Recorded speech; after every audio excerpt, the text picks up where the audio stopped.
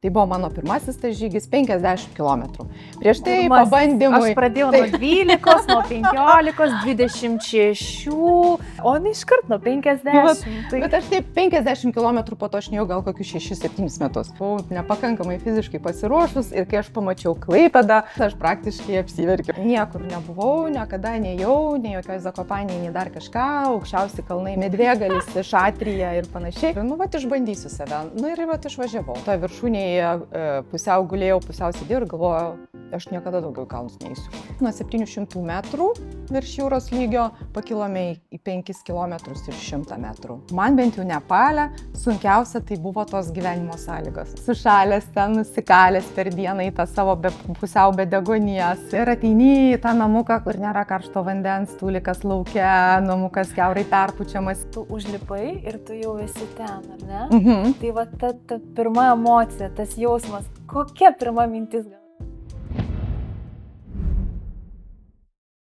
Sveiki ir vėl prisijungę prie kelionių režimo. Šiandien pas mus svečiuose Diana, kaip jinai pati save pristato, kelionių po Lietuvą ir pasaulį keliautoja, žygeivė, tinklaraščio Check in Lithuania autorė, kalnų mylėtoja.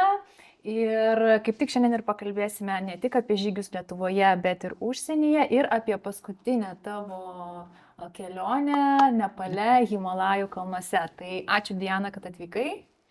Sveikos merginos, dėkui, kad pakvietėt, labai smagu būti čia su jumis, tai tikiuosi, kad smagiai pakalbėsim ir pasidalinsim nuotykiais ir, nežinau, patirtim ir patyrimais ir rekomendacijom. Vertingom įžvalgom. Taip. Diana, esi sakiusi, kad pasaulis atsiskleidžia tiems, kurie vaikšto pėsčiomis. Taip. Ką tau reiškia šita frazė? Čia mano yra, nežinau, jau gal kokių 5, 6 ar 7 metų gyvenimo toks vienas iš moto, nes aš tikiu ir mano patirtis man ne vieną kartą jau parodė ir įrodė, kad iš tikrųjų taip ir yra. Kai tu eini pėstute, nesvarbu savo šaly, užsienį, kitur, tu daug labiau ir daug geriau ir detaliau ir aiškiau ir smagiau ir visaip kaip kitaip jau pažįsti pasaulį, tas vietas, kuriuose tu esi ir man labai patinka už tai vaikščioti. Kada buvo tas toks, galima sakyti, pirmasis tavo žygis, kad ir Lietuvoje, bet toks jau toks rimtesnis, kad tu jau, kada tu ir pradėjai žygiauti, kada atėjo tas žygis į tavo gyvenimą? Sakyčiau taip, kad gal kai aš keliauti pradėjau galvoju iš tiesų, kad prieš 10 metų, bet 10 metų yra mano tinklaraščiui. Keliauti po Lietuvą aš pradėjau jau praktiškai 12 metų. Realiai tada, kada mano vaikai prakuto ir galėjo jau, buvo sąmoningesni ir irgi jau galėjau lengviau su jais keliauti, aš jiems norėjau parodyti Lietuvą. Ir pirmais metais mes keliavom po dvarus, antrais metais mes pradėjom atrasti Lietuvos takus. Būtent tuos, kurie yra įrengti, pažymėti, turi savo pavadinimus, jų Lietuvoje mes turim labai daug. Tai galima būtų sakyti, kad pirma tokia užuomina į žygius, tai prieš 10-11 gal metų atsirado. Tai kol vaikai buvo maži ar kai jie augo, tai ten ir tos takus ne vienus metus mes aišku tyrinėjom, nes jų yra tiek daug, kad čia neužtenka tiek laisvo laiko, kiek turi, visiems takam ištyrinėti, vienos vasaros nepakanka. Ir aišku, ir takai ilgėjo, o po to atėjo po truputėlį Lietuvą vajus ir ta gera mada žygiuoti, žygių. Taip. Atsirado pirmieji organizatoriai jau tų masinių žygių.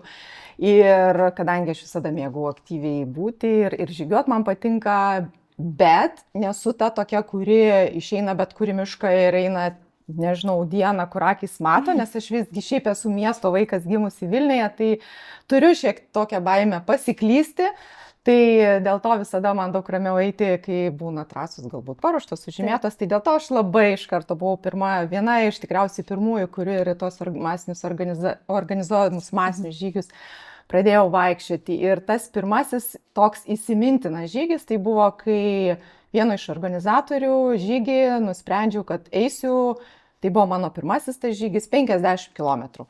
Prieš tai Pirmasis. pabandymui. Aš pradėjau nuo 12, nuo 15, 26, maksimum 31 nuėjau, o ne iškart nuo 50. Bet aš taip galvoju, aš pabandžiau, 20 nuėjau, galvoju, nueisiu ir 20, 50. Tai jisai buvo tikrai labai įsimintinas, nes aš pasirinkau ne šiaip tą tokį paprasto pajūrių ir tai buvo tas Tai čia gal Coastline trekas? Taip, tai buvo pirmasis ir jisai buvo tas, kuris tikriausiai 8% ėjo palei jūrą, kur ten per smėlį, taip, tai yra dar sunkiau negu aš šiaip 2 kartus ėjau, eiti. bet nesirinkau tokio atstumo. Ir ten tada taip 20 km buvo lengva, o ties 25 prasidėjo nelengva ir labai buvo sunku, ir labai skaudėjo, ir kojas, ir klubus, ir viską, nes aš buvau nepakankamai fiziškai pasiruošus, ir kai aš pamačiau Klaipėdą savo prieš akis, aš praktiškai apsiverkiau iš džiaugsmo. Dar dėl to ėjimo irgi smėlis, jeigu prikrenta į batus, po to prasideda trintis, ten savi niuansai, bet kažkaip labai jau maksimaliai. Taip, nutrint man tada nenutrynė, aš aišku tada bandžiau savo pasilengvinti tą ėjimą visaip ir eiti į pėdas, ten vyrų tikriausiai ir žingsniai būdavo per dideli ir visa kita, vienu žodžiu, tai šitas man labai labai ilgai įsiminė, 50 km po to aš nejau gal kokius 6-7 metus. Bet ėjau mažiau ir dabar, kai sako, kartais šiaip rekomenduoju, būtent jeigu tu nori pradėti aktyviai ar žygiuoti, nesvarbu, ar tu lygumom ar kalnais, būtent reikia prisipratinti, pradėti nuo mažesnių atstumų, tam, kad tu priprastum, įgytum ten tą ir formą geresnį ir visą kitą. Ir dažnai, sako, jeigu taip šoki tokias avantūras, tai tu labai didelė tikimybė, kad atšoksi ir nebenorėsi. Bet man taip nenutiko, tai nuo to laiko aš vėliau grįžau prie mažesnių, trumpesnių atstumų ir po to jau po kokių 5, 6 ar 7 metų, nepamenu, nuėjau dar keletą kartų po tą 50, tada jau ten buvo visai. Čia pas mane ir su svoriais tas pats būdavo, nes kai išėjom pirmus kartus irgi į tuos žygius, tai prisidėdavom maksimaliai, atrodo, visko, bet po to pamatai, kad ir šito nereikia, ir to, nes jau būna pusę trasos nueini ir tau skauda, man skauda ne kojas, o nugarą. Nes nuo to svorio, tai sakau, čia kuo daugiau eini, tuo daugiau sužinai ir kažkokias pamokas. Faktas, pamokas. O kaip prasidėjo apskritai, kaip keliaudavai tada, kai nebuvo tos navigacijos, nebuvo taip lengva susirasti tuos takus, maršrutus, kai dar nebuvo tų tokių organizuojamų jau masinių. Nes pati minėjai, kad nesi ta, kur eitų į mišką, nes bijai pasiklysti. Bet anksti pradėjai žygiuoti, tai anksčiau tikrai buvo didelė problema su visom nuorodom, miškabom ir taip toliau pas mus.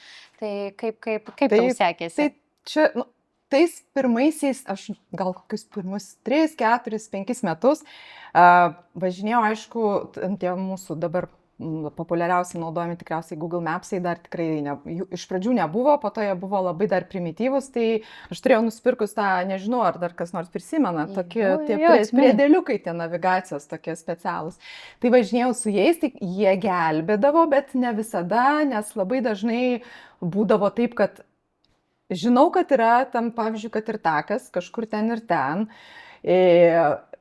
šitą koordinačių nėra ir bandai tada tiesiog ieškoti per, nežinau, 3-4 Google paieškos puslapius, kur gal kas nors kokiam forume kažką tai biškį aprašymo būdu aprašė, kur yra. Ir ten tada pasiskaitai ir galvoji, gerai, bandom ir ten taip maždaug ten važiuoji, ten tokiu tai kelių numeris toks, ten ties tokiu ženklu pasuki, ten ties tokiu ženklu pasuki dar kitą pusę. Ir tai būdavo toks orientacinis.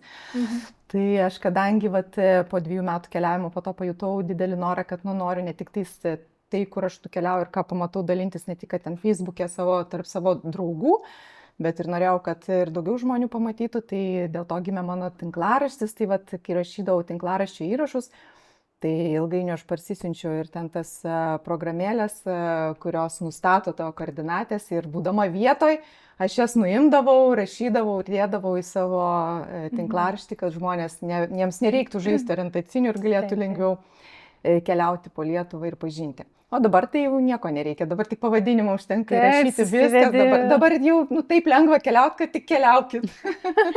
O ar galėtum išskirti įsimintiniausią žygį savo Lietuvoje, ar maršrutą, ar žygį, galbūt kažkoks buvo su nuotykiais, nebūtinai gerais, ar pavojais kokiais? Šiaip Lietuva tai nėra pavojinga šalis. Labai tai tokių, kad pavojų tai nesu patyrus, nes Šuo nesvarbu. palaidas iš kažkur atbėgo, karvė Tai čia- pasitaikė. Tai čia tokie nepavojai. Šunė apeini aplinkui ramiai, o karvės tai jos ten ganas ir smagu matyti. Tai tokių, kad labai, nepasitaikė, ar kad ten kokie žvėris iššoktų ar dar, nes keliauju vis tiek dienom. Tai jeigu ypač ne viena, o ten su kompanija, tai būna bla bla bla bla bla, tai jau ten tie žvėris, jeigu ir buvo kokie, tai jau nelieka. Tai šitas tokio nebuvo šiaip. Ir kadangi, atsakau, neinu taip visiškai jau taip kiaurai, nežinau pati, kur einu, tai labai tokių ekstremalių kažkokių dalykų irgi nebuvo. Aišku, esu ėjusi ten tam tikrais žymėtais takais arba su žemėlapiais, kur ir ten per pelkes yra tekę eiti, aišku, nepavojingai, kad jau ten rizika būtų įklimti ir paskesti, bet tokio šiek tiek adrenalino yra tekę turėti mūsų giriose, nes tikrai pelkingas kraštas yra. Tai gal tokie labiau, nes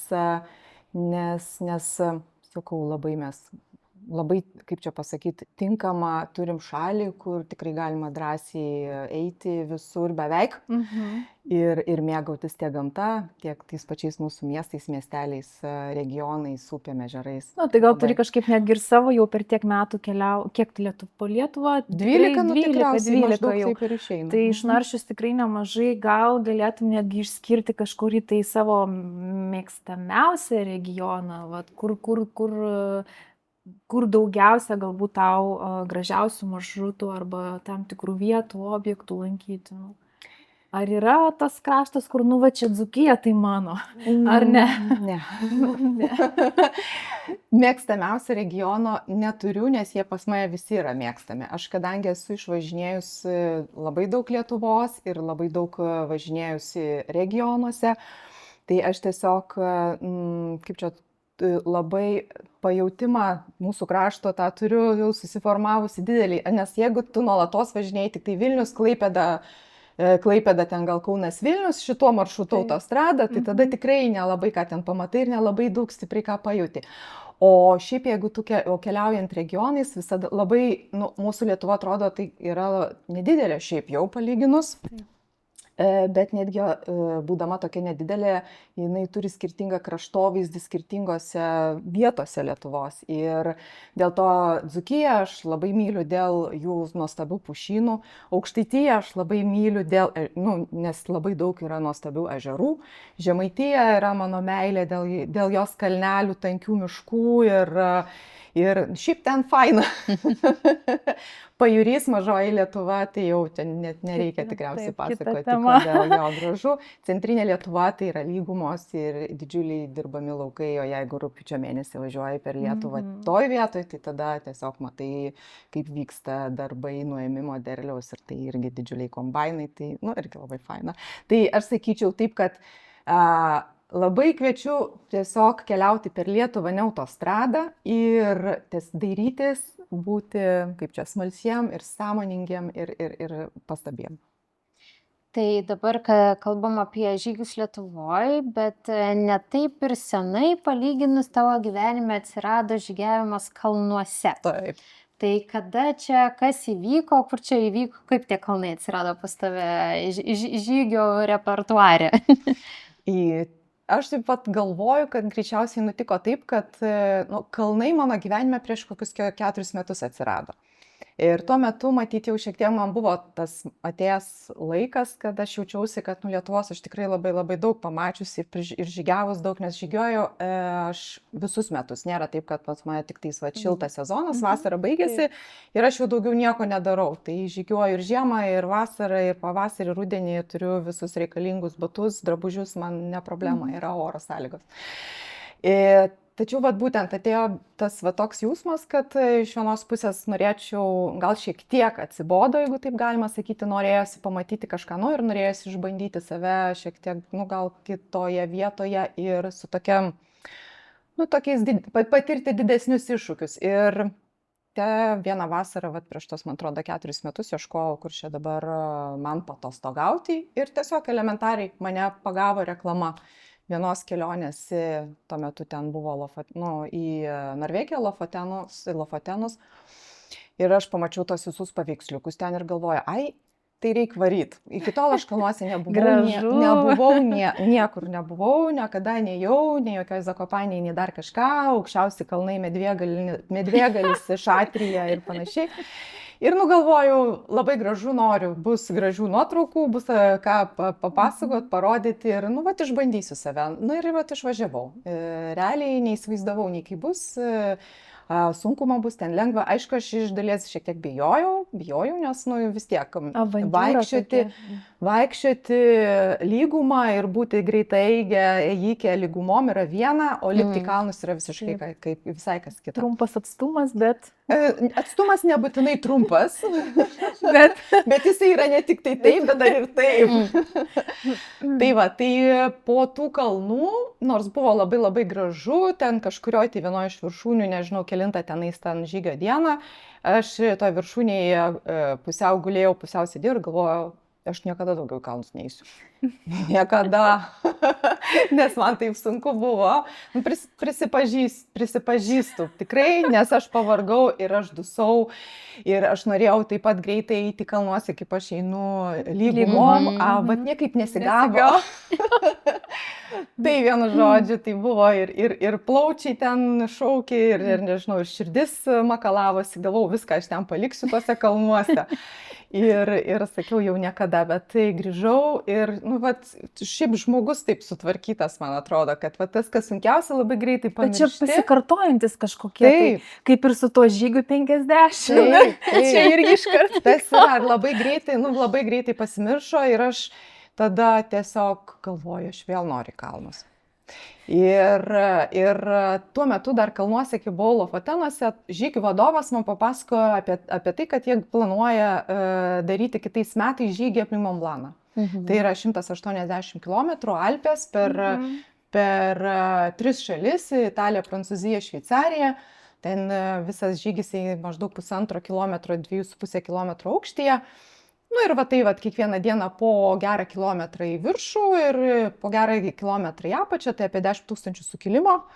Tai aš tada, kai dar buvau Lofotenuose, galvoju, visi jie išprotėję, tai, nu, tai yra neįmanoma, tai yra pats baisiausias dalykas, kurį aš girdžiu, nes, nu, tai čia ta baisiausia kankinimo forma yra tikriausiai. Ir kitą vasarą aš išvažiavau. Apeiti Mont Blancą. Ir ten reikėjo eiti su visa manta iš vieno kalnų namelio į kitą, ir ten su vandeniu, su viskuo, vis tiek apie 12 kg ta visa kuprinė.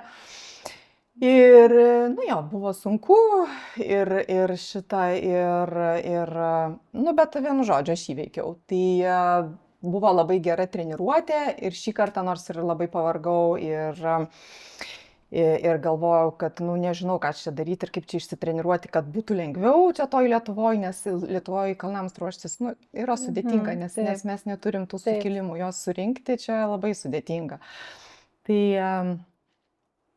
Tai įveikiau, kitais dar metais pasivaikščiau Turkijoje ir tada, kai po Turkijos, nežinau, jau gal grįždama atgal, iš Turkijos galvojau, nu dabar jau kažkur kitur vėl reikia į kalnus ir tada aš sugalvojau, kad aš noriu Nepalą. Tai čia galima taip sakyti, kad, nu, kalnai tave pagavo, ar ne? Taip. Pagavo, įtraukė ir dabar jau nebepaleidžia. Taip, tai aš kalnais susirgau ir kaip čia sako, geriausi kalnai tai yra dar nelankyti kalnai. Nes kaip tik tu šiandien ir pasipuošusi esi tuo garsiuoju savo žygiu. Netgi turi maršrutą, nežinau, gal operatorių parodyti. Čia yra tas maršrutas, kuriuo aš ėjau. Tai čia kad buvo pavasarį. Šiemet. Tai čia buvo tas turbūt didžiausias žygis ir iššūkis dabar tavo žygiavimo istorijoje. Taip. Kaip iš vis vyko tas žygis? Kiek dienų, kiek kilometrų? Pats žygis 10 dienų, tai irgi maždaug apie 160 km. Iš viso mes per realiai 9 dienas nuo 700 metrų virš jūros lygio pakilome į 5 km ir 100 metrų.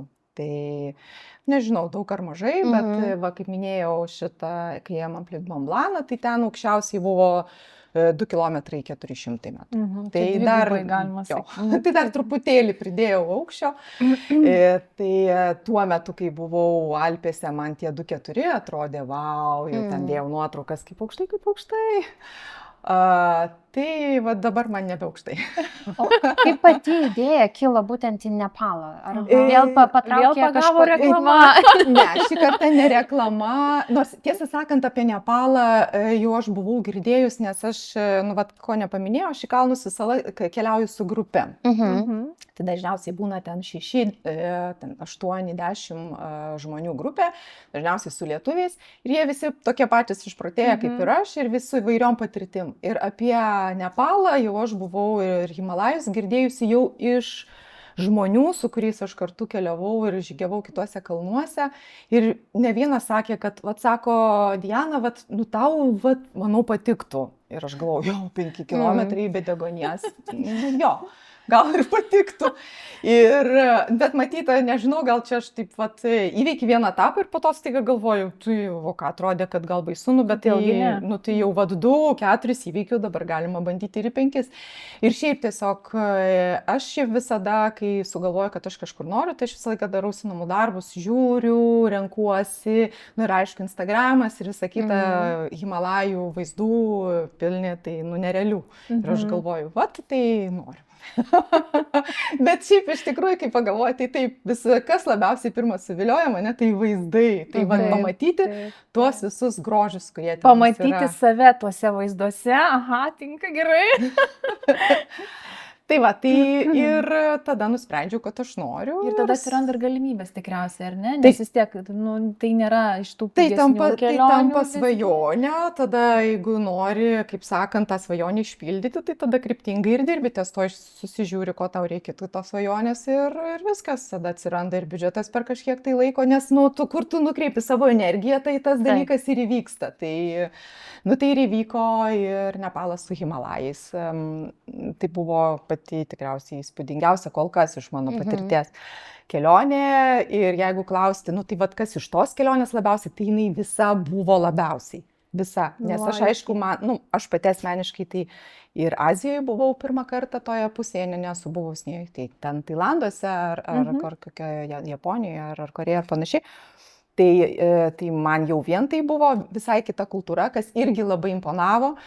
Ir patys kalnai, aišku, tai, nes tai yra toks neišpasakytas grožis, tai yra toks nerealus jausmas, kai tu esi 4-5 kilometruose, kur yra tik tais akmenys, sniegas ir daugiau nieko ir tokia tyla, tokia tyla išjungta, viskas išjungta, nebent tai ir bla bla bla bla bla.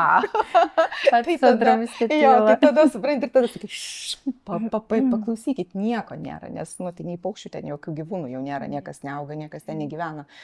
Nes ten jau ir degonės trūksta ir jau dar ten kokiose 3,5 kilometro dar jakai ganasi jau ten jų tos, kaip čia pasakyti, karvės. O kaip pačiai sekėsi su aukščio visais simptomais, degonės trūkumai? Kažkokie skausmai buvo. Ar turėjai iššūkių šituo klausimu?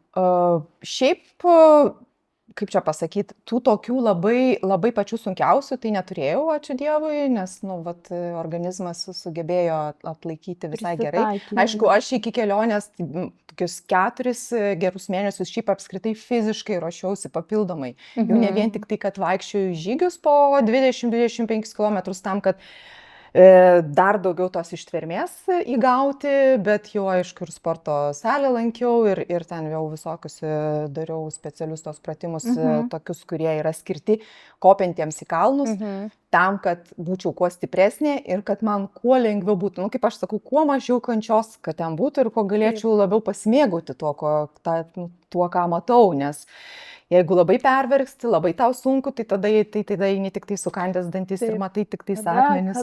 Kada baigsis? O kalbant jo apie tuos simptomus, tai man asmeniškai buvo gal tik tais ta naktinė vadinamoji nemiga.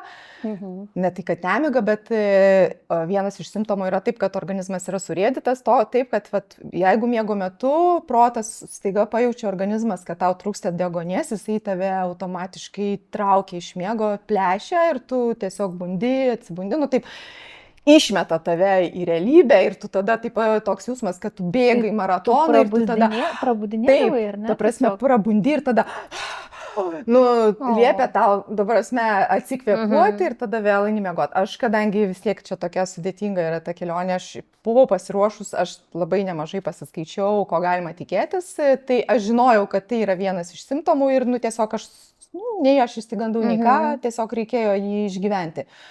Ir žinoma, aukštikalnėse, kai tu esi, tai yra dar tas toksai,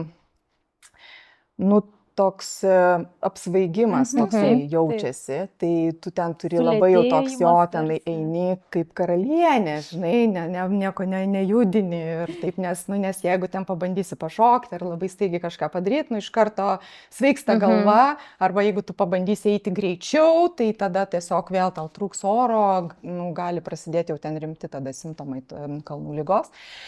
Ir tai viskas, o šiaip iš grupės buvo, kam labai skaudėjo galvą, buvo kam biški buvo ir bloga, bet mes turėjom vietinį gidą, šiaip Nepale jau kuris laikas negalima keliauti be vietinio gido, tai jisai jau žinojo, kaip reikia tą grupę mus vesti, neleido mums ten nei bandyti rodyti savo ten pajėgumų, kad čia mes galim greičiau ar dar kažkaip, mes vorele kaip ančiukai ėjom paskui gidą, tokiu tempu kaip ir nustatyta, ilsėjomės tada, kada jis liepė ir iš principo mes sėkmingai įveikėm ten tą visą perėją ir nusileidom ir neištiko niekam tokių, kad reikėtų leisti ten su malūnsparniu į apačią į ligoninę, nes kai aš grįžau, jau iš kelionės mano pažįstama viena irgi iškeliavo su kita grupė lietuvių, tai ten žinau, kad viena iš keliautojų, jie įveikė ten, kitą maršrutą ėjo, bet jie įveikė irgi ten tą perėją ir pasiekė tą vadinamą base campą, bet jau ją su malūnsparniu nuskraidino į apačią. Tai rizika visą laiką yra ir kiek man pasakoja tie, kurie labiau patyrė ir ne vieną kartą jo, realiai sako, kad vieną kartą tu būdamas aukštikalnėse gali gerai jaustis, bet pavyzdžiui kitą kartą tas pats žmogus esi viską ir tau pavyzdžiui gali būti daug sunkiau ir gali ten būti kokių nors tokių netikėtų dalykų su tavo organizmu, bet iš principo labai labai labai svarbu. Tai tokiose kelionėse ypač, tai kaip aš sakau, svarbu ištvermė, svarbu fizinis tas visas pasiruošimas, imunitetas geras, labai svarbus, nes tai yra tikrai nori ir nenori, gali ten tu vaidinti, kad labai esi kietas, stiprus ir visa kita, vis tiek tai yra didžiulis krūvis organizmui, dėl to, kad tu eini 10 dienų. Tu nebūtinai gerai išsimiegi, ten aukštikalnėse jau po to jau nuo kokių 3 kilometrų su viršum, ten visą laiką šalta, mes miegojom tikrai ne 5 žvaigždučių viešbučiuose, be vandens karšto, be šildymo, perpučiamuose nameliuose ir visa kita. Tai toks yra didžiulis stresas organizmui. Bet tie visi vaizdai ir tai, ką tu patiri, tai kompensacija. Nebuvo nei vienos tokios dienos, kad sakytum, velnės, gal nereikėjo, vis dėlto per sunku. Nebuvo. Ne. Bet buvo koks nors momentas, gal ar išskirtum iš tame žygyje kažkokį momentą, kuris tau buvo tiesiog labai sunkus? Nebūtinai su pačiu žygio ėjimu. Gal su žmonėm, gal su komanda, kažkas su ar žmonėm, buvo tokio, kas tave buvo sunkiausias momentas? Labai gal netikėta, bet visą laiką ir visiems sakau, man bent jau Nepale sunkiausia tai buvo tos gyvenimo sąlygos. Iš vienos, kaip ir nesu, kaip aš sakau, princesė labai didelė, bet vis tiek, kai tu tenais ateini sušalęs, ten nusikalęs per dieną į tą savo pusiau be deguonies ir visą kitą, ten nuėjęs kokių, nežinau, 80 valandų tose kalnuose žygiavęs. Ir ateini į tą namuką, kur nėra karšto vandens, tūlikas laukia, namukas kiaurai perpučiamas, sėdi, toksai jau šito pukinės Aš jau striukė. tada sakyčiau, noriu. Striukės, kambariukė, žinai, užsivilkęs ir galvoju, Jėzu, gal greičiau pamiegam, atsikelsim šį rytą ir varysim. Nu, tai ten buvo ten kokias 3 dienas, neini į dušą, nes, nu, tiesiog jeigu laukia jau taip pakankamai, nu, ten šalta, nežinau, +5 laipsniai gal ir panašiai, tai nu, neisi tu į tą karštą dušą laukia, nes ten reikia, nežinau, per visą kiemą pereiti, po to išsimaudžiu šlapiam, tai nei susirgti norisi, nei dar kažką. Aš dar Nu, tai- pamastysiu dėl po šito. Prieš tai galvojai, kad Tai galvoju, dabar gal pamastysiu dar. Jo, bet iš kitos pusės, tose žemesniuose, kaip aš sakau, jau žemiau, kur yra, tai dar yra, nu, galima ir jau tie patys nepaliečiai, jie kadangi nori turistų, Taip. jie jau stengiasi jau ir tikrai, eidama mačiau ir naujų statytų viešbutukų, tokių guest house, nu, tų Taip, taip. Kalnų tokių. nakvynės namų, kur jau parašyta šiltas vanduo, ten 24 valandas šitą ten per kiekvieną dieną ir kad tualetas yra prie kambaryje ir visa kita, bet kai tu ten esi jau 4-5 kilometruose, tai ten, nu, tai ten į to vandens labai iš kur karšto daug paimsi, ten net Taip, nu, tai ne šildosi tos- ne tos- žmonės su jako mėšlu, tai nes atsivežti malkas tik ant savo kupros gali Taip. išsinešti. Taip, taip, Tai taip. va. kas tave labiausiai nustebino šitame kelionėje, šitame žygyje? Gamta, žmonės ar kažkokie kiti? Kultūra, va ta, va ta, Kas dar. tokio tave tikrai paliko tokį įspūdį? Aišku, kultūra, nes man buvo nepažinta, nežinojau, kas ten ir kaip. Ir aišku, Nepalas šiaip ten taip labai įdomiai. Mes atskridom, aišku, į Katmandu, į sostinę Taip. Nepalo. Mhm. Tai Nepalo sostinė, jinai yra labiau, sakyčiau, Indijos įtaką turi, nes, nu, vat, kas nežino, tai Nepalas yra šalis tarp Kinijos ir Indijos. Tai vat ta žemumose, kur yra vat šita sostinė, tai ten yra Indijos įtaka ir labai jaučiasi tas toks hinduizmas ir ten tų žmonių ir iš Indijos ir indiškai atrodančių. O Himalajai, tai ten yra įtaka labiau Tibeto. Ir ten yra ir Tibeto žemių likusių, ir ten yra, kai Katmandu labiau hinduizmas jaučiasi ir to daly Nepalo, tai Himalajuose yra budizmas. Ir labai tada ryškus yra skirtumas, nu, ir tam tikros tos apraiškos paties budizmo, ir ten, aišku, jau ir tie visi vienuolynai jų labai spalvoti. Ir tos maldų vėliavėlės visur iškabinėtos, linkint sėkmės ir tiem, kurie eina per kalnus ir kurie tenais gyvena. Ir ten tokios dar maldų sienos, didžiulės akmeninės plokštės, ten irgi jų pagrindinė mantra yra išgraviruota ir sustatytos tokios, nu, ilgiausia, tai tikriausiai galvo, aš nežinau, kelių šimtų metrų, tokia ilga ta siena, ir jie irgi tiki, ir tos visos sienos yra sustatytos būtent ten, kur eina tie takai, kur eina ten, nu, ir tie turistai, ir patys vietiniai. Ir ten irgi yra tikima, kad vat, saugo jos keliautojus tos visos sienos ir jų labai daug. Tai vat, kai tik tais įėjom į Himalajus, tai ten tas Himalajų žemės ir Tibeto žemės, tai vat, labai iš karto šitie vat, visi pasireiškia, tai labai buvo įdomu, nes kadangi mes turėjom gidą, tai labai buvo, nu, patogu ir gerai, iš karto pamatai, o kas čia, o kodėl čia, nes taip tik žiūri, nesusidūręs ir nesupranti, o kas čia ir kodėl čia, ir kad, pavyzdžiui, tos sienos, kai yra, tu visą laiką, kai tu turi apeiti iš kairės pusės, ne iš dešinės. Tai ten tokia tradicija yra. Tai šitas tokie visokie kultūriniai pažinimai labai faina. Tai vat, jie net ir šiaip žygiuojant kalnuose, kur tikriausiai gal nelabai daugiau po to, ko yra. Tai yra labai faina. Ir šiaip iš principo aš rinkausi tą maršrutą Nepale, kuris leido maksimaliai šiaip pažinti patį Nepalą. Dėl to, kad vat, aš kaip minėjau, mes pradėjom į kalnus lipti nuo 700 metrų virš jūros lygio. Tai ten buvo ir daug kaimelių ir tiesiog, kai mes vis kylam, tu matai ir kaip kaimeliai keičiasi ir kaip nu, aukštingumas netgi keičia gyvenimo sąlygas tų žmonių. Ir labai jie tenai sunkiai gyvena, labai ir ypač ten, kuo aukščiau, tuo sunkiau. Nu, matyt, nuo amžinųjų ten jų protėviai gyveno, kaip jie ten, nežinau, kaip jie ten atsidūrė, bet jie ten gyvena ir turi ten tuos jau viršuje, aukščiau, tai jau ten visi namukai, jau jų namai, nežinau, kaip čia pavadinti, akmeniniai ir jie ten tų malkų nedaug turi, nu tikrai jie tenai sunkiai gyvena. Ir tos elektros tos visos, saulės elektrinės, į saulę nusileidžia, ten nusileidžia anksti kalnuose, nes kalnai labai aukšti, nu tai vat pakankamai sunkiai, bet ir vėlgi tas pats, kaip jie gabenasi visas prekes, nes mus su džipais užvežė tuos 700, dar kažkiek, tai dar pavažiuoja autobusai ir džipai, o po to jau visas prekes gabenasi laitės, kažkurio kilometrų jau ten ties trim kažkur jau tik jakai, o po to jau tik tai žmonės ant savo, kaip sakant, nugarų neša viską, pradedant maistu, gėrimais, malkom, statybinėm, visokiom medžiagom. Tai kaip aš sakiau, net užsižymėjau savo, kad Mandų sostinėje pačioj vanduo, litras vandens, geriamo vandens kainavo 20 euro centų, tai jau ten, kai buvom 4 kilometruose, kaina kart buvo 2 eurai jau. Natūralu. Tai. O kažkokie tokie šiaip kultūriniai žmonių skirtumai, nežinau, gal įstrigo kažkas bendraujant, ar neteko, nebuvo susidūrimo su vietiniais žmonėmis? Su vietiniais mes kažkiek tai susidurėm, vis tiek, kai tu eini, tu juos matai, prasilenkdavom, kai eidavom, ypač ten jau, kur dar daugiau tų kaimų buvo, gyvendavom mes vis tiek tose svečių namuose, tose nameliuose, tai ten vietiniai būdavo, bet labai daug su jais nebendravom, nes visų pirma, jie nemoka anglų kalbos, tai yra labai sudėtinga. Tai jeigu jau kažkiek bendraudom, tai per gidą.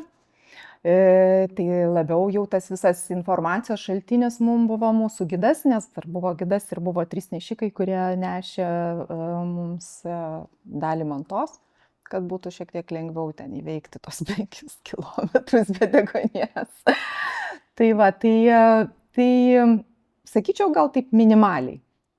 Nes ir patys žmonės, jie šypsosi, bet jie supranta, kad nesupras mūsų mes jų, tai jau ten jie nėra taip, žinai, kad lystų, pavyzdžiui, kad net ir tam pačiam, kad Mandų, kad ten kištų ką nors, pirkit, ar dar kaip nors, kaip kokiam Egipte ir panašiai, šiaip labai jau kuklus, draugiški, bet tikrai nelendantys. O ką parsivežiai? Nes vis tiek, kažkokį daiktą, kažkokį suvenyrą, ką parsivežiai, pirkai kažką?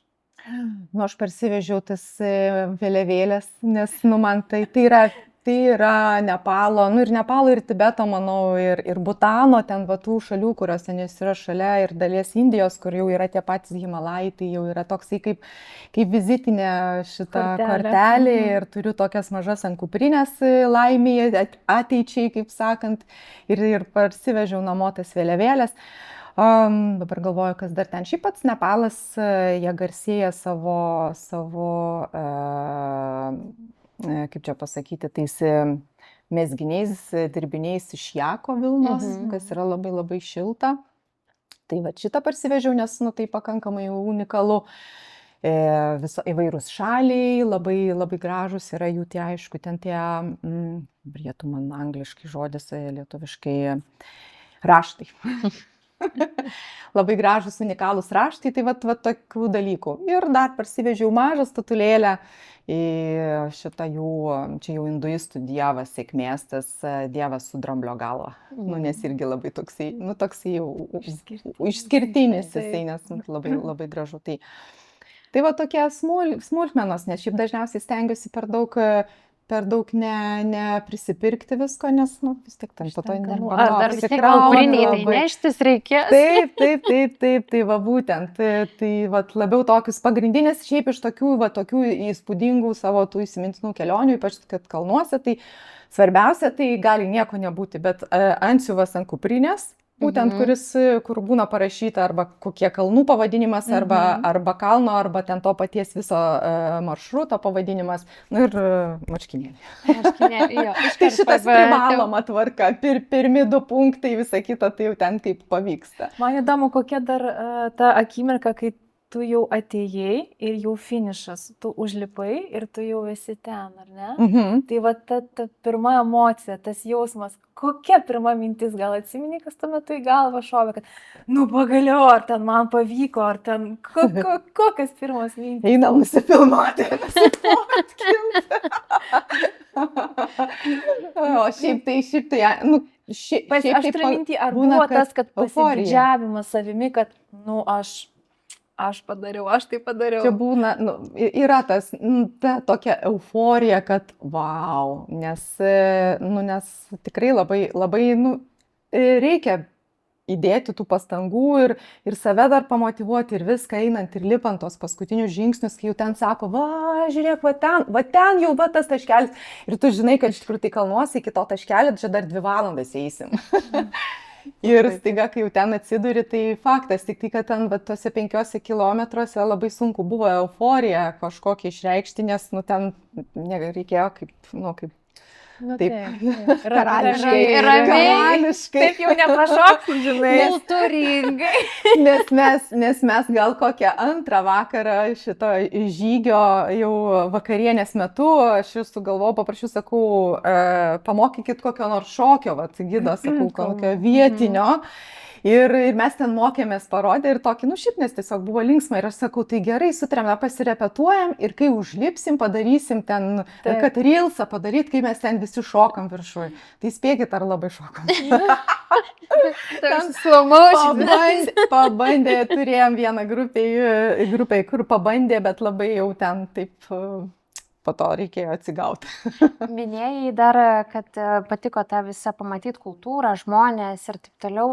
Ir keliaujant turbūt teko ragauti vietinio maisto. Kaip jums buvo pagamintas, gamindavo, kai jūs atvykdavote į kažkokias vietas ir vietiniai turbūt gamindavo, ką galbūt kažką tokio išskirtinio teko paragauti, kas įsiminė. Šiaip labai buvo įdomi patirtis susijusi su maistu, nes man ten toksai įspūdis susidarė, kad kadangi tai yra jau maršrutas, nu kaip jisai ir sužymėtas tam tikrą prasme, vis tiek yra jau ir žemėlapiai, yra numatytos gyvenimo vietos pakeliu ir visa kita, kad ten jau yra padarytas toksai susitarimas, kad visose vietose maitins vienodai. Nes realiai ateidavom, gauna meniu, jis toks pat kaip ten, kur mes nakvojom, o po to ateinam į kitą vietą, ir ten vėl vos ne tas pats, tai kažkas atspausdino apačioj ir visiems išdalino. Tai tikrai buvo toksai ne vienas ir kadangi, dar būnant žemiau, tai aišku, buvo didesnė gal įvairovė to maisto, bet jau kuo aukščiau į viršų, to jau jisai paprastėjo. O koks maistas? Tai pagrinde ryžiai, makaronai, bulvės, daug kur buvo, kas įdomu, Nepale, kalnuose, žemiau jau augino bulvės. Nu ir pusryčiam ten kiaušinienės visokie variantai ir įvairios, tokios sriubos daržovių. Šiaip kas labai yra įdomu, kadangi, kaip minėjau, būtent Himalajai, ir ta Himalajų dalis, tenais yra Tibeto žemės, ten yra budizmas, tai tenais yra maistas labiau tas tibetietiškas, nepalietiškas, o ne indiškas, nes apačioj, sosiniai, kai buvom, tai ten, aišku, šiaip sosiniai, tai ten iš viso visai labai didelė įvairovė, tai ten tu visko gali, bet ten labai daug yra indiškų tų visų aštrių patiekalų ir taip toliau, o ten viršui, jisai tikrai neaštrus, aš sakyčiau, toks labai labai lietuviškas, tik tais, kad gal tenais sriubai naudodavo šiek tiek kitas daržovės, negu mes esam pratę čia Lietuvoje. Labai lietuviškom, nei per surus, nei per aštrus, ir labai geras koldūnai, makaronai, aišku, kai 10 dienų tą patį valgėm, jau po to nebelabai norėjosi ten į paskutinės dienas, jau taip jau nebežinoju, ką čia dabar čia bedaryt, to nenori, ar ano nenori, bet šiaip maitino mus tikrai gerai. Kas po šitos kelionės, ar buvo, kad kažkas būtų pasikeitę tavyje, galbūt kažkoks požiūris, ar buvo, kad atnešė šitą kelionę? Kokie grįžai, kokie sugrįžai, ta pati, ar šiek tiek jau kitokia, jau su kažkokiu naujų, platesnių požiūrių? Visada sakau, kad tokios kelionės, kur tu patiri labai daug iš vienos pusės naujo ir iš kitos pusės tu patiri iššūkį ir fizinį iššūkį, tai nori, nenori pakeičia tave, nes tu įgauni naujos patirties, naujoj kultūroj, tu pažįsti save kitose situacijose, tarkim, kur tau yra reikalinga fizinė ištvermė ar vat, kažkoks tai iššūkio fizinis įveikimas. Nu, tu geriau save tada pažįsti ir vat, visada, vat, aš irgi sakau, tarkim, Nepalas, jis va neatsirado pas mane taip, kad aš vat sugalvojau, vat aš noriu į kalnus, tai varysiu iš karto į Nepalą, nes, nu tai reikia iš karto gerą iššūkį tokį padaryti. O va tas toks, ta patirtis ir tas tavo toks pribrendimas vis didesniam iššūkiui, tai vat ir atsiranda po truputėlį. Tai mano buvo Lofotenai, kur aš susirinkau tam tikrą, aš pažinau save kalnuose truputėlį, aš supratau, kas tas yra, kaip aš jaučiuosi, ko galbūt man reikėtų išmokti kitaip padaryti kitą kartą. Tada atsirado dar didesni kalnai su dar didesniais iššūkiais, kur vėlgi aš dar geriau save pažinau ir, pavyzdžiui, kai Nepalui ruošiausi, tai aš jau tiksliai žinojau, kokius aš pratimus turiu daryti, kiek aš turiu kilometrų nueiti, ko aš turiu įsidėti į kuprinę, kaip aš turiu savo imunitetą gerinti, kad man būtų kuo lengviau tokioje kelionėje, nes iš principo mano tikslas tokių kelionių yra, nesikankinti šiaip, o pažinti, o pamatyti, patirti ir pasigėrėti tą pačią gamtą, būti čia ir dabar ir kuo mažiau, kaip sakant, eiti, žiūrėti žemę ir kalbėti savo motyvacinės kalbas, kad jo aš galiu ir prisigerus nuskausminamųjų šitą bandyti džiaugtis ir sakyti, kad man buvo labai lengva. Ar yra kažkas, ką galbūt būtum norėjus sužinoti anksčiau, prieš kelionę? Į Nepalą? Va, kaip ir sakei, maistas vienodas buvo, trobelės perpučiamos, bet iš esmės, ar jeigu būtum žinojus šiuos dalykus, būtum keitusi savo kelionės planą, ar vis tiek važiavus? Ne, būčiau važiavus, bet aš kaip minėjau, esu iš tų, kur keliauju kelionės pasiruošus. Nes iš vienos pusės, ypač jeigu į kitą kultūrą važiuoju, aš manau, kad tai yra pagarbos ženklas, man būti pasiruošusiai ir žinoti, kaip elgtis kitoj šalyje, nes jie mus priima ir mes esam ten svečiai. Tai kairę ranką nieko neduodavo? Ne. Šitą žinau, vieną kartą daviau ir taip staigiai supratau, sakau jau. Į kitą ranką. Tai šitas buvo momentas, man tai buvo įstabu ir aš net gido atsiklausiu, o tikrai čia taip yra? Tai jo, nedaviau. Tai šitą žinojau ir aišku, kadangi tai fizinis iššūkis didelis, tai norėjau būti maksimaliai pasiruošus. Tai ir žinojau apie tą visą kalnų aukštikalnių, tą ligą, ko galima tikėtis ir taip toliau. Tai iš principo, ką aš tikėjausi, plius minus tą ir gavau ir aš tiesiog tuo mėgavausi, nes tų netikėtumų, tokių radikalių gal nebuvo, bet kokiu atveju aš nežinojau, kaip aš jausiuosi ir kaip patirsiu ir kas mane laukia tose aukštikalnėse, kaip organizmas sureaguos, aš nežinojau, aš keliavau ir tikėjausi, kad bus viskas gerai ir ačiū Dievui, kad ir buvo gerai. Tai nekeičiau nieko, labai man patiko ir pats visas maršrutas ir Nepalas labai manęs nenuvylė ir aš tiesiog iš vienos pusės dabar klausimas, o tai kur dabar su tokiu pat lygiu to viso gerumo ir pažinimo. Tai va čia tokį klausimą mes ir turim pasiruošusius. Jeigu žiūrintis dabar žmonės klausosi ir jie sudomino tavo šitą kryptis, norėtų pamėginti, nes tai atrodo vienas tas, kad tai yra grupė, jau yra saugiau, už tai viskas parašta, bet galbūt tu galėtum pasidalinti kažkokiais patarimais, kaip reikėtų pasiruošti ir galbūt ką turėti kuprinėje, su kuria tu keliauji, ką reikėtų atkreipti tam žmogui, kuris norėtų į tokį žygį išeiti. Būtent į Nepalą. Kalbam apie Nepalą. Jeigu į tokį žygį kaip Nepalas, tikriausiai sakyčiau taip, Nepalui reikėjo ekipiruotės pačios didžiausios, kokią man iki tol teko turėti, nes ten, kadangi eini nuo 30 laipsnių karščio iki ten 0 ir panašiai, ir jau reikia visų pūkinių, tų aprangų ir taip toliau, tai ten aišku reikėjo visko daugiausia. Tai kas svarbiausia kupriniai, tai aš aišku visų pirma tai sakyčiau, kad tikriausiai vaistai. nes Vaistai. nu, vaistai, tai sveika, vaistai, bet jau ten tikri nuo temperatūros, nuo skausmo, aišku, jeigu yra kažkokie tai asmeniniai, tai aišku yra asmeniniai ir netgi papildai, imunitetą stiprinantis dalykai, dėl to, kad tai jau kai tu esi sveikas ir gerai jautiesi ir esi tvirtas, tai jau yra vis tiek iššūkis tokia kelionė, bet jeigu tu ten susirgi, tai tada tai yra papildomas tau toksai sunkumas. Tai vaistai tikrai būtinai powerbankas. šitas tai tikrai būtinai, nes ten nėra labai, gali būti, kad ateisi ir neturėsi kur pasikrauti, arba yra rozetės, bet įkiši ir iškrenta. Tavo tas visas reikalas, jo ir net laikant nebūtinai padeda. Jo, tai visokių tokių dalykų yra. Batai, aišku, į kuprinę batus dėdėsi tik tai, kol keliauji, taip tai eina, būna ant kojų, bet batai irgi yra labai, labai, labai svarbu. Idealu, jeigu nepritrins ir visa kita. Tai tikrai yra įmanoma, turiu patirties, kad nepritrina. Pleistrai.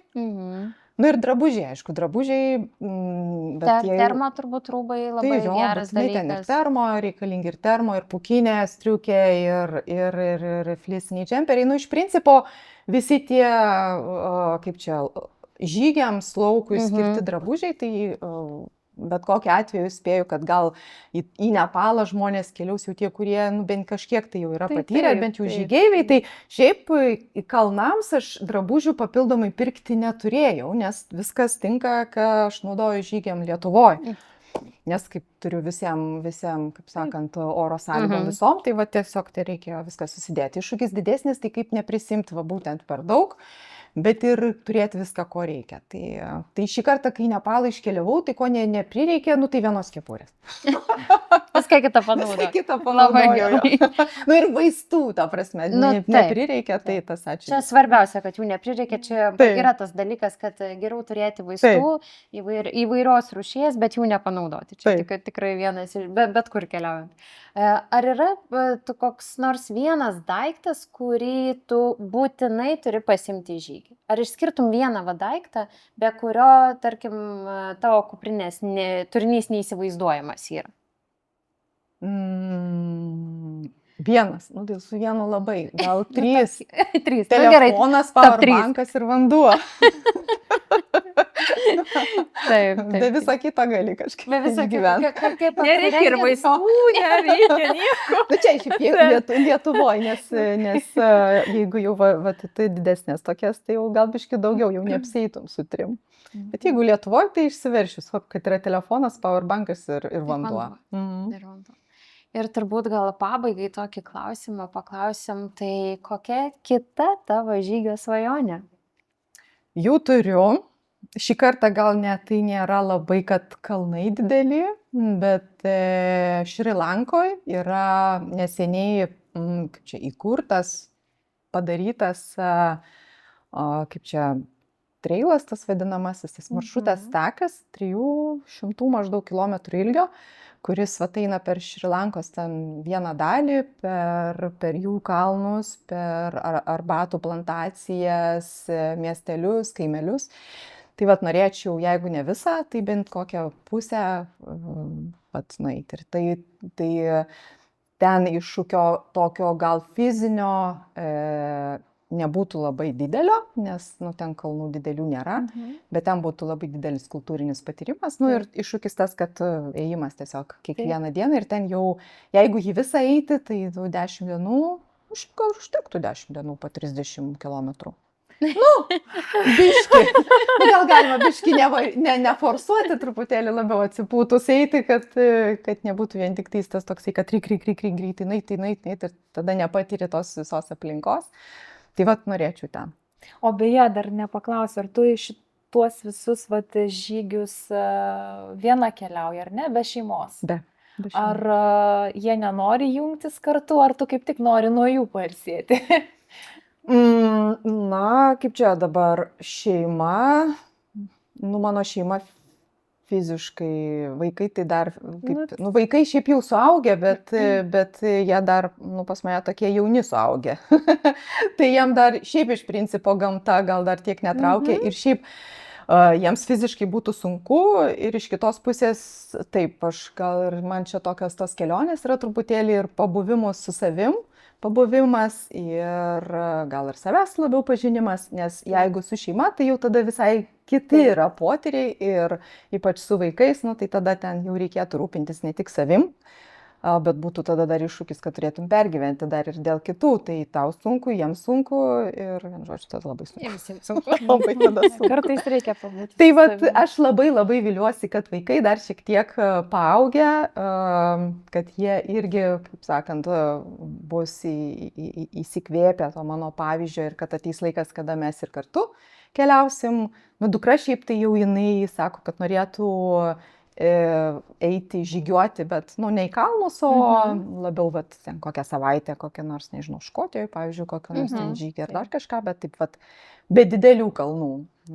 O į kalnus tai galvoju, kad tikriausiai reikėtų pradžioje irgi, į kokią Zakopanę su šeima, kur ten tiesiog daug paprasčiau viskas, be didelių ten tokių stresų, kad patirtų, pamatytų, pajaustų ir suprastų vis pirma, ar patinka. Taip. Ir galbūt pabaigai dar galėtum, nežinau, ar kokį patarimą, ar kažkokį motivaciją pasakyti tiem, kurie dar nepradėjo žygiuoti.